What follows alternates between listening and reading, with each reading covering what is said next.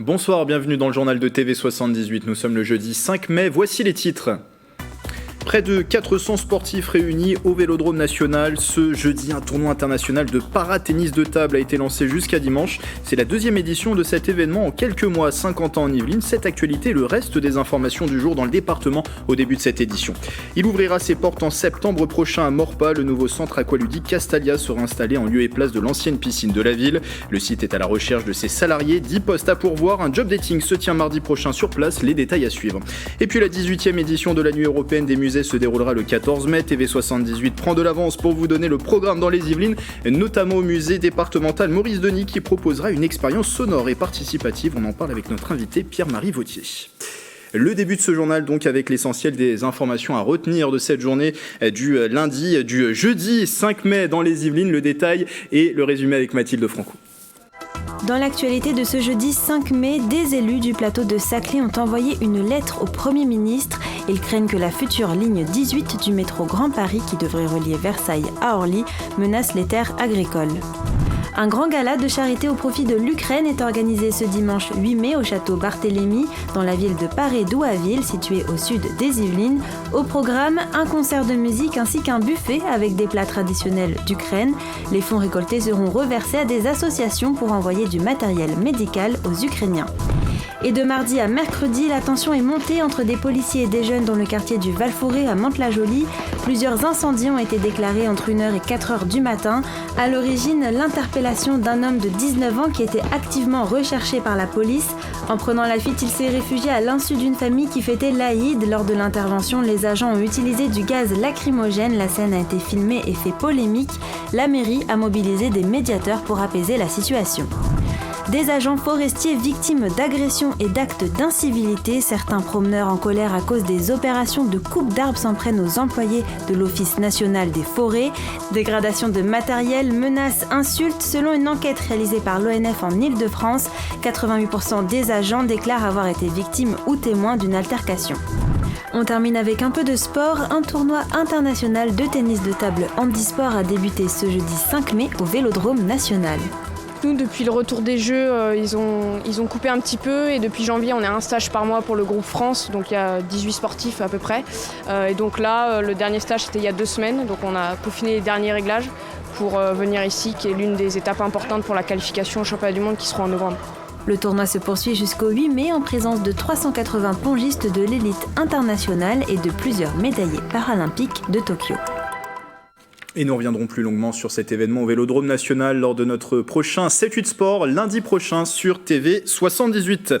Ça recrute près de chez vous. Le centre aqualudique de Maurepas organise un job dating mardi 10 mai. Le site ouvre ses portes en septembre prochain et doit composer son équipe. Accueil, enseignement de la natation, entretien de l'équipement. 10 postes en tout sont à pourvoir sur place. Les détails de Nicolas Dandry.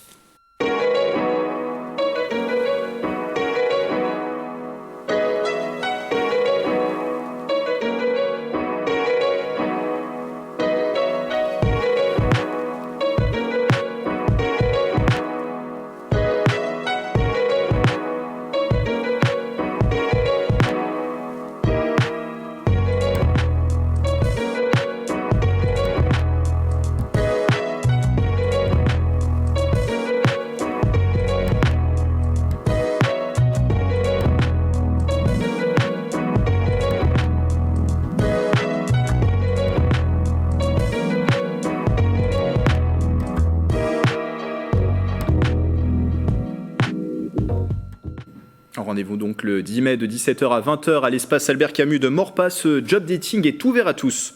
Et des startups saint-quentinoises engagées pour le climat, c'est le cas d'une, notamment incubée au Ski Cube. Elle développe une application pour réutiliser les matériaux lors de la destruction d'un bâtiment. Nicolas Dandry.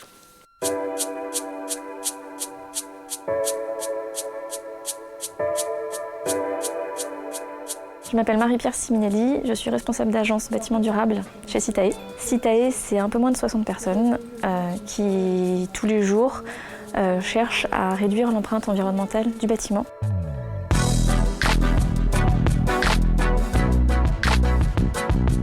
je suis Dominique Renard-Brasy, j'ai fondé Aflia en 2019. Aflia, c'est une entreprise hébergée à SkiCube, à l'incubateur de Saint-Quentin en Yvelines. Et la mission d'Aflia, c'est de simplifier le passage à l'économie circulaire dans le bâtiment.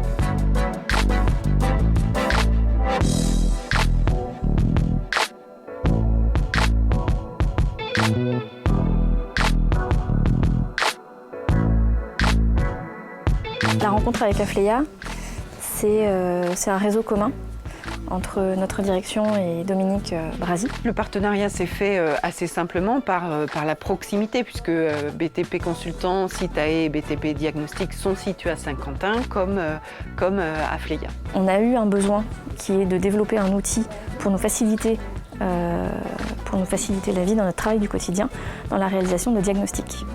PEMD, produits, équipements, matériaux, déchets.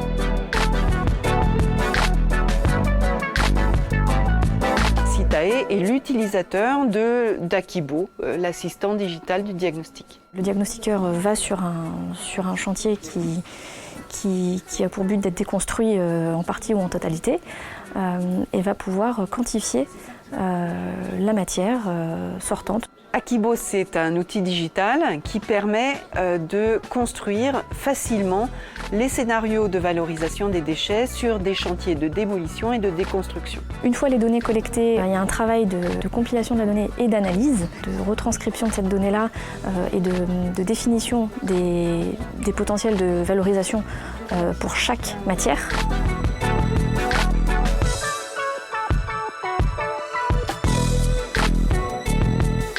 L'intérêt pour nous est de plusieurs ordres. Techniquement, un apport de compétences sur l'outil et le concept de mise en place d'un logiciel. On est vraiment dans l'innovation pour l'outil digital Aquibo. On est dans l'innovation, dans la digitalisation du futur diagnostic. Et là, il est absolument nécessaire d'avoir la proximité avec l'utilisateur final, puisqu'il faut que les fonctionnalités répondent aux besoins. Donc là, on est vraiment dans le développement agile. Le fait de passer par une structure déportée qui est focalisée sur le développement de son outil, ça nous permet d'avancer plus rapidement. L'utilisateur réagit à ce qu'on va lui proposer, on ajuste. C'est donnant-donnant dans le sens où nous, on va apporter de la ressource humaine, on va apporter de la data, on va apporter du principe utilisateur et le besoin en fait pour cet outil-là. Ce contact vraiment très proche avec l'utilisateur final permet d'être certain que les fonctionnalités que l'on va proposer sont les bonnes. Donc ça permet d'accélérer en fait les développements et l'ajustement du produit.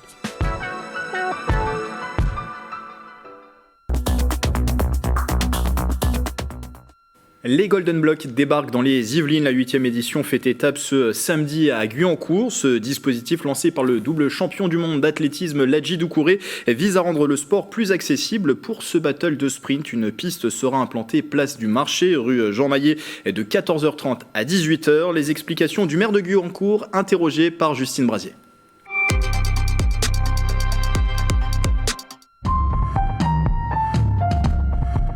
Sous la forme très simple de battle, c'est-à-dire de 1 contre 1, sur des distances de 50 mètres, donc en sprint. C'est ce qui se passera notamment à Guyancourt, sur la place du marché, avec la rue Jean Maillet, qui va être temporairement une piste de sprint de 50 mètres. D'amener l'athlétisme au sein des quartiers, qui habituellement se cantonnent plutôt au stade et aux associations. C'est aussi de pouvoir faire rencontrer des jeunes de quartiers différents dans une même ville. Ça a été un personnage très fort du sport français, un grand champion, et il a décidé effectivement de créer ça, de par son parcours aussi, puisqu'il est lui-même issu de ces quartiers. Il a découvert l'athlétisme par les structures et il souhaite en faire bénéficier effectivement les jeunes de ces quartiers. Il y a 28 dates en France du mois de mai. On fait partie des premières, et de la première notamment sur Saint-Quentin en Yvelines et des Yvelines d'ailleurs. Et il y a 28 dates jusqu'au mois de septembre. Et en fait, il ne reste que le plus rapide de la session, en réalité, sous la forme d'un tournoi, si vous voulez. Et à la fin, il y a une grande finale nationale au mois de septembre.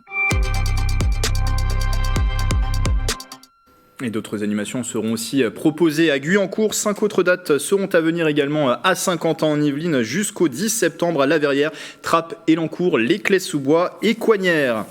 Notez bien cette date, le samedi 14 mai aura lieu la 18e édition de la Nuit européenne des musées. Pour l'occasion, 3000 établissements ouvriront leurs portes le soir en Europe. Dans les Yvelines, les lieux culturels se préparent aussi à accueillir le public et on en parle avec mon invité Pierre-Marie Vautier. Bonsoir. Bonsoir. Vous êtes chargé de médiation culturelle au musée départemental Maurice Denis, c'est à Saint-Germain-en-Laye. On va parler de ce qu'a prévu le musée Maurice Denis. C'est une expérience sonore et participative. On en parle dans un instant. Autre exemple d'abord dans ce journal avec un petit tour d'horizon du côté de la ville de Jouy-en-Josas avec Mathilde Franco.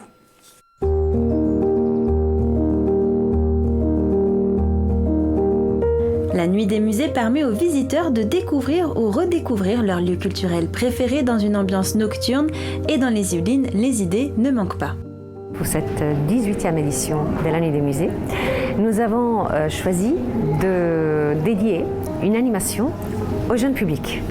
Sur le parvis du musée, jusqu'à l'entrée du château de l'Églantine, les enfants vont pouvoir réaliser à la craie des motifs de toile de Jouy en s'inspirant de motifs qu'on leur proposera. On a notre médiatrice qui va animer les ateliers. À quelques pas, la maison Léon Blum se prépare également à accueillir le public. Cette année, donc, nous avons effectivement, en partenariat avec le conservatoire de Versailles-Grand Parc, conservatoire de musique, donc, nous avons monté donc, un projet effectivement, pour que des élèves, donc, sous l'égide, sous la responsabilité de leurs professeurs, effectivement, viennent donc, faire de l'animation musicale, d'une part dans le parc avec des cuivres, et puis dans la maison, donc, avec d'une part un quatuor, donc à cordes, et puis également avec des chants lyriques. Après une période compliquée, les lieux culturels sont ravis de pouvoir réorganiser et repartager des événements avec le public. C'est plus qu'une joie, c'est une véritable respiration. Déjà pour l'équipe du musée qui n'a pas cessé de travailler pendant la période du Covid, car un musée vit même quand il est fermé.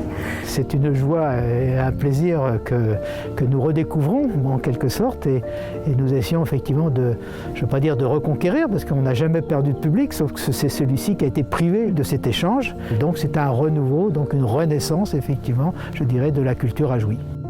D'autres animations sont prévues dans les Yvelines. Le Palais du Roi de Rome à Rambouillet organise un escape game. Le domaine royal de Marly fera une visite en musique et en danse pour vous plonger au temps de Louis XIV. Et les plus jeunes pourront également construire leur propre bateau au musée de la Batellerie à Conflans.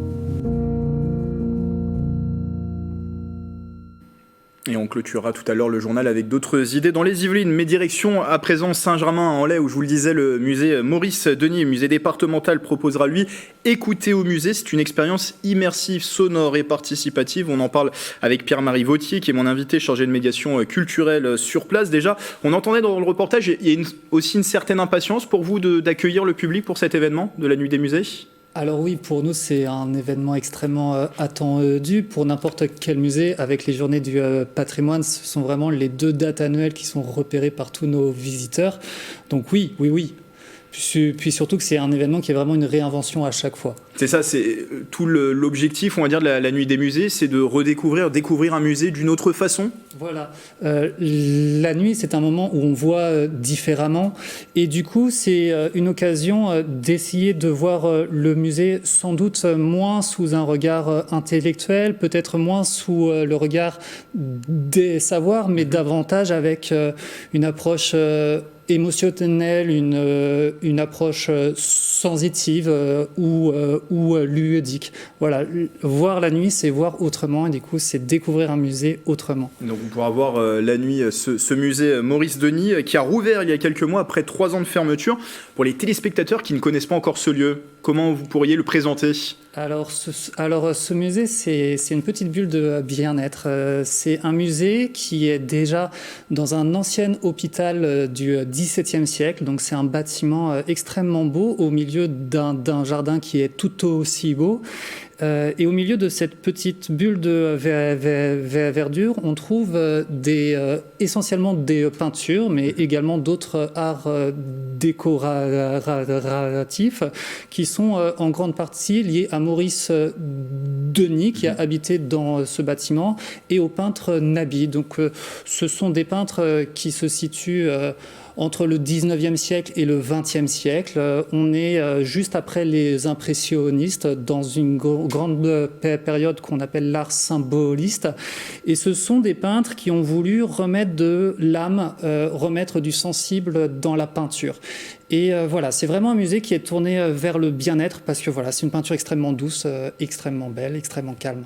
Et alors pour cette nuit des musées, je le disais, c'est écouter le musée, une expérience sonore, immersive, participative qui est faite avec Radio Sensation, une radio locale implantée dans les Yvelines, mais aussi dans d'autres régions de France. Quel est le principe concrètement ? Alors, c'est un principe qui est expérimental. Je crois qu'on n'a jamais essayé ailleurs.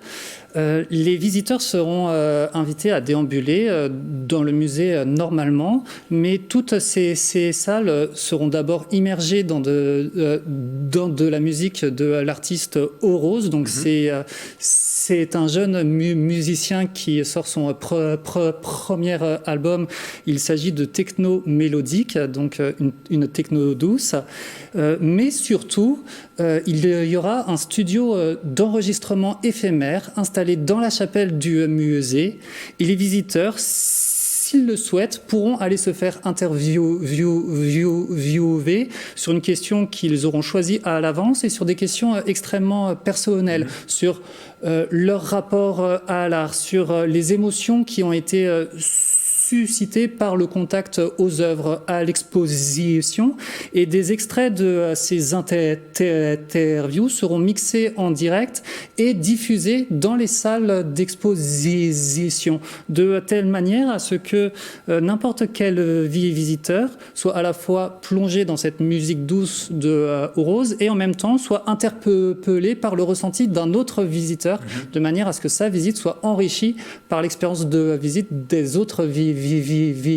Voilà. Donc le participant va en quelque sorte du coup participer, c'est le principe, enrichir le parcours de la visite, c'est ce que vous disiez, avec notamment aussi, vous parliez d'Orose, avec ce concert, on peut peut-être voir voilà, le visage d'Orose s'afficher, qui est un artiste qui participera donc à cette soirée, et la programmation a été construite autour de lui. Donc ça c'est pour cette soirée de la nuit des musées. On retrouve plus de détails et le programme sur le site internet, juste des questions pratiques, pas besoin de réserver, c'est gratuit pour venir sur place. C'est une visite en accès libre qui est gratuite, qui est de 19h à 23h avec une performance live de l'artiste Orose qui sera à 21h30. Qui sera au milieu de cette soirée qui se déroulera de 19h à 23h.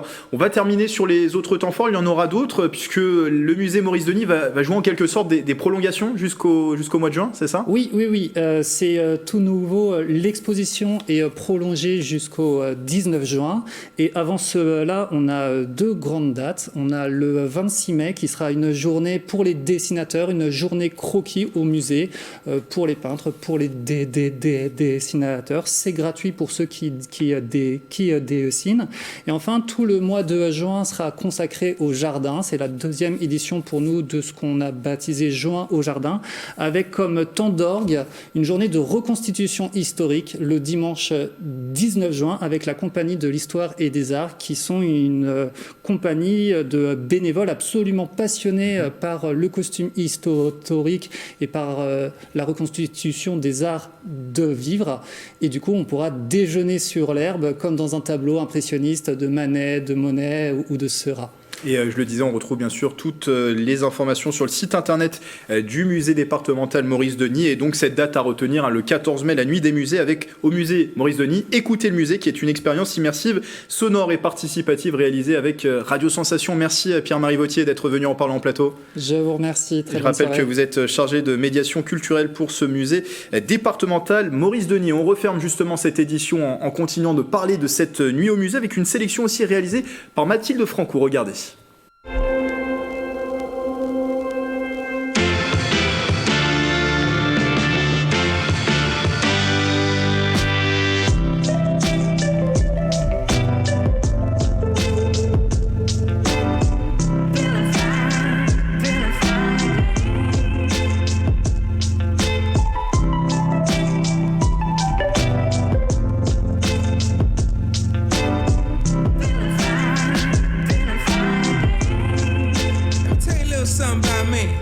feeling fine today, feeling fine and I'm in my prime. I'm feeling fine today.